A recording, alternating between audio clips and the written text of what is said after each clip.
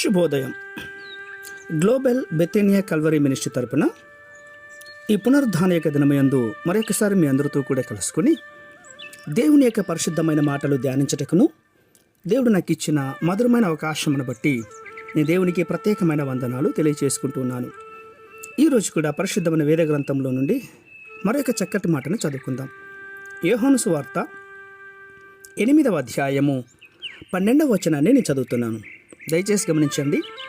యోహాను సువార్త 8వ అధ్యాయము 12వ వచనము. మరలా యేసు, నేను లోకమునకు వెలుగును, నన్ను వెంబడించువాడు చీకటిలో నడవక జీవపు వెలుగు కలిగి ఉండనని వారితో చెప్పెను. దేవునికి స్తోత్రం కలుగునుగాక. అవును ప్రియులారా, సత్యము అంటే పాప విషయమై చనిపోవటం, దేవుని విషయమై సజీవులుగా ఉండడం.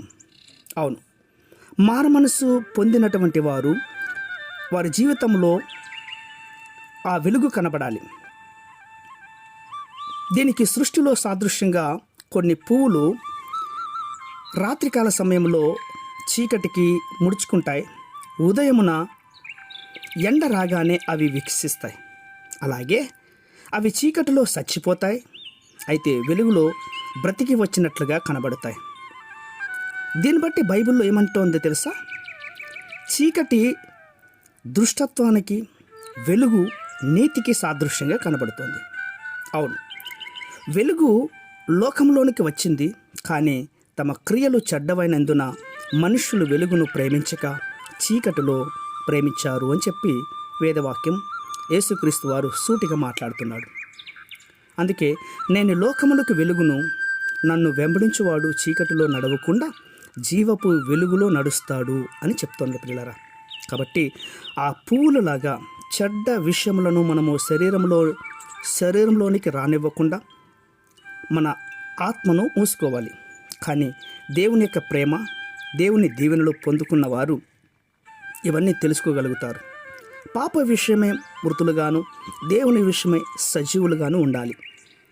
నూతన జీవము పొందుకున్నటువంటి వారిపై నడుచుకోవాలంటే మొదటిగా దేవుని యొక్క వాక్యములోనికి సూటిగా వెళ్ళి మనము దేవుని యొక్క వాక్యంలో మేల్కొన్న వారిగా కనబడాలి. ప్రతిరోజు మన జీవితంలో క్రొత్త ఆలోచనలతో దేవుడిచ్చే బలమైనటువంటి శక్తిని పొందుకునే వారిగా జీవించాలి. మనం బాప్టిజం తీసుకొని మారుమనసు పొందుకున్న తర్వాత లోకం వైపు చూడకూడదు, కానీ దేవుని వైపు చూచి నడిచేవారుగా ఉండాలి. మన ఆధారమంతా కూడా యేసుక్రీస్తు వారై ఉండాలి. లోకం వైపు కానీ లోకంలో ఉన్నటువంటి వాటిని కానీ మనం గ్రహించకూడదు. ఒకవేళ లోకాన్ని నువ్వు గ్రహించినట్లయితే గనక మరలా చీకటిలోనికి వెళ్ళిపోయిన వాడుగా కనబడతావు. కాబట్టి ఆయన చాలా చక్కగా అంటున్నాడు, జీవపు వెలుగు కలిగిన వారు నాతో నడుస్తారు అని. ఈరోజు బ్యాప్టిజం తీసుకునే వారందరూ కూడా మరొకసారి హెచ్చరిస్తున్నాను, జ్ఞాపకం పెట్టుకోండి. మీ ఆత్మలలో ఇక నుండి చీకటి ఉండదు, సమస్తము వెలుగుమయమయుగా ఉండగునుగాక. పరిశుద్ధమైన మా ప్రియ పరలోకపు తండ్రి, అవును రాజా, ఈ ఉదయకాల సమయంలో ఈ యొక్క పునరుద్ధానపు యొక్క ఆరాధనకు రానై ఉన్నటువంటి వారందరినీ ప్రభా చక్కగా నూతన జీవితంలోనికి ప్రవేశింపచేస్తున్న బిడ్డలకు ప్రభా మీ కాపుదల భద్రత ఒదిగించండి తండ్రి. రాకడ సమయంలో ప్రభా వెలుగు జ్యోతులుగా జీవించే భాగ్యాన్ని ఆ బిడ్డలకు మీరు దయచేస్తున్నందుకు స్తోత్రాలు అర్పించుకుంటూ చిన్న ప్రార్థనను మా రక్షకుని యేసయ్యను బట్టి అడిగి వేడుకొని పొందుతున్నాం మా తండ్రి. ఆమేన్, ఆమేన్, ఆమేన్.